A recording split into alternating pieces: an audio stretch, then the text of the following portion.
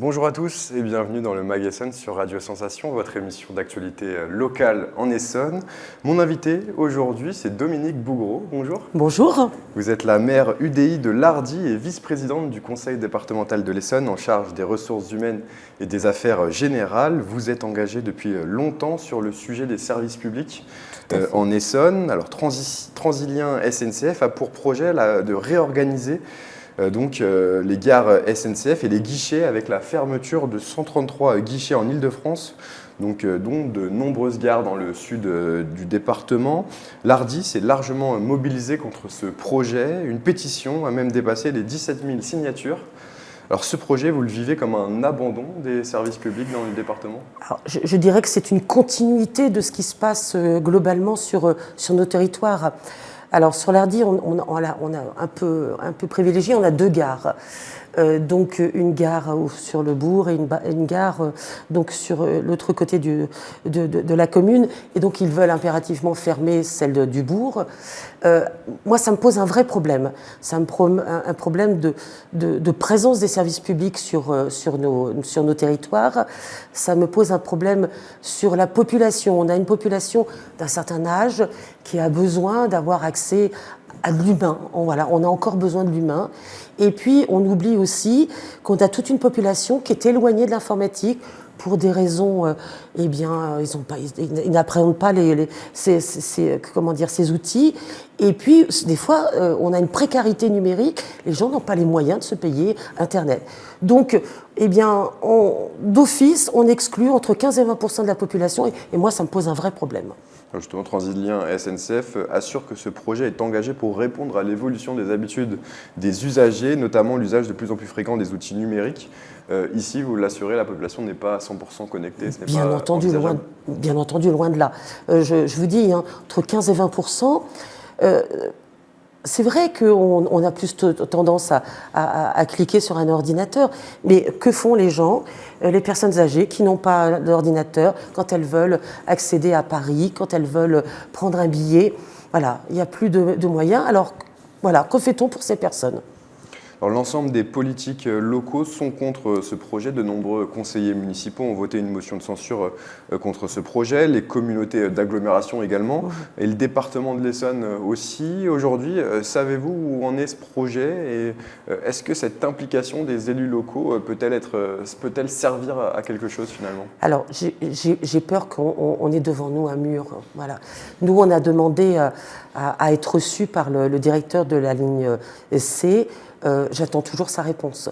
Alors on est un certain nombre d'élus, entre autres le maire d'Étréchy qui a également demandé à être reçu. On attend toujours. Aujourd'hui, il n'y a même pas d'ouverture au dialogue. Ah non, pas du tout. Voilà. Ils sont venus nous présenter le dossier au mois d'octobre ou novembre de l'année dernière en nous disant on est sur une réflexion. Et pour eux, le fait d'avoir dit on est sur une réflexion, c'est de l'acquis. Donc j'ai peur qu'on soit devant un mur. Et c'est un vrai regret pour moi. D'abord, ce mépris des élus était complètement inadmissible. Alors, les Essonniens qui se trouvent en bout de ligne connaissent très souvent les suppressions de trains ou les fermetures totales même des lignes lorsqu'il y a des week-ends de travaux notamment. C'est regrettable pour vous à l'heure où on se dit qu'il faut développer davantage justement ces transports en commun pour le défi climatique. Finalement, ici dans la partie sud du département, plus rurale, ce n'est pas vraiment le chemin qui est en train de se dessiner. Vous savez, on a l'habitude de dire qu'en fait on est une terre d'Indiens. C'est-à-dire que la population descend de plus en plus, donc on a les grandes villes je trouve pas le terme, mais bon, en tout cas, la population quitte ces grandes villes. Les grandes villes se vident. La première couronne se vide également, donc on récupère toute cette population. Oui, surtout depuis le Covid, les gens ont eu plus envie d'aller à la campagne. Avec le télétravail, entre 2 jours ou 3 jours de transport et puis le reste de l'année avoir un cadre de vie intéressant, bon voilà, comme on dit, il n'y a pas photo. Hein. Donc, si vous voulez, on reçoit toute cette population et comment dire, les services publics se désengagent. Donc c'est complètement anachronique. Moi je comprends pas la volonté de l'État. Au contraire, je pense qu'il faudrait plutôt renforcer sur le sud, là où la population a plutôt tendance à immigrer, et puis comment dire, éviter les embouteillages, éviter l'empreinte carbone, hein, tout simplement, et les problématiques environnementales, en favorisant les services sur place. Voilà. On est vraiment, je pense que le Sud Essonne est vraiment très malmené, et moi je me battrai vraiment bec et ongle pour qu'on puisse être entendu. Vous avez encore espoir que ce projet de fermeture n'aboutisse pas? Alors j'ai bien peur que ça soit irrémédiable. Alors, on va... Si vous voulez, le problème, c'est que les services publics, ils ne sont pas bêtes, parce qu'ils savent très bien qu'au final, qui est-ce qui va prendre le relais? C'est les communes. Alors, les communes, quand on aura quelqu'un, une personne, un de nos aînés qui n'aura pas la faculté de prendre un billet, il viendra au CCS, et puis on s'occupera de lui. Mais si vous voulez, moi, je veux bien qu'on prenne en charge beaucoup de choses, mais qu'on nous donne les moyens. Parce que là, on nous demande de prendre en charge et on nous baisse les dotations de plus en plus. Voilà. Donc il arrivera un moment où les deux, ça ne va plus coller. Donc c'est vraiment une vraie problématique. Il n'y a pas que contre la SNCF que vous êtes engagé, il y a aussi la Poste qui veut réduire aussi ses coûts dans le département. Bien sûr, d'une façon générale, c'est les services publics d'une façon générale. Si vous voulez, quand vous regardez l'évolution, avant on avait les permis de construire qui étaient faits par l'État. Ensuite, les cartes d'identité, les passeports, tout ça les communes ont repris. Donc c'est des charges supplémentaires parce qu'on ne veut pas laisser notre population sans ces outils, sans ces services. Donc on les prend en charge. Et puis, c'est des coûts exorbitants pour nos communes. Et on va finir par tout prendre en charge. Mais moi, je veux bien, mais à condition qu'on nous donne des vrais moyens pour offrir à notre population tous ces services. Alors, demander des moyens, c'est la principale demande du Conseil départemental depuis sa réélection l'an dernier. Un plan Essonne est donc sur la table. Le Conseil départemental dénonce depuis longtemps une sous-dotation des effectifs des services publics en Essonne dans le département. Alors, quelles sont les conséquences directes de toute cette sous-dotation? Eh bien, alors, on le voit en termes de sécurité, c'est pas forcément une compétence que j'ai, mais on voit bien que dans les collèges, même dans les collèges du Sud, on commence à avoir des problèmes de sécurité. On a fermé par exemple le commissariat d'Arpajon.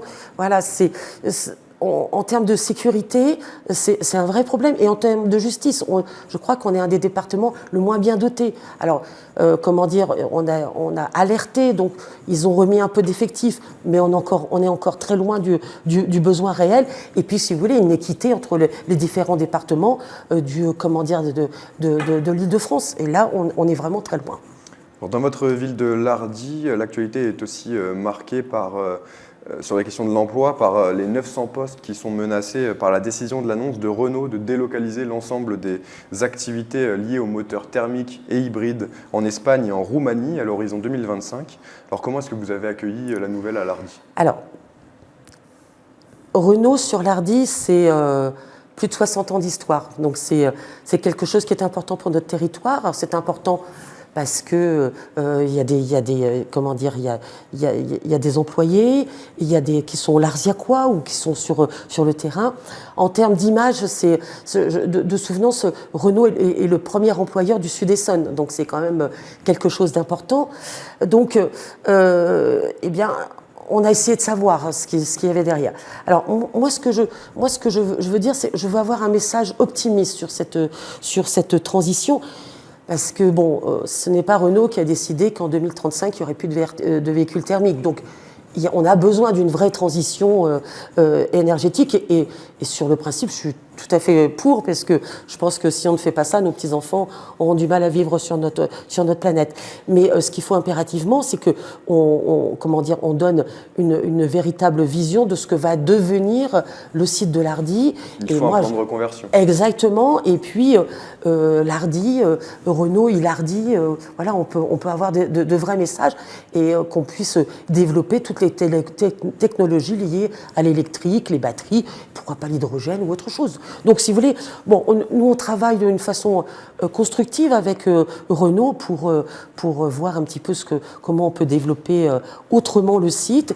Et puis, on est quand même à l'écoute des syndicats parce qu'ils ont des vraies inquiétudes. Donc, Merci voilà. beaucoup. Merci beaucoup, Dominique Bougreau. Écoutez, merci de m'avoir accueilli. Je rappelle que vous êtes la maire de Lardy et vice-présidente au conseil départemental de l'Essonne. Vous pouvez retrouver cette émission en replay sur notre site ou sur notre application Radio Sensation.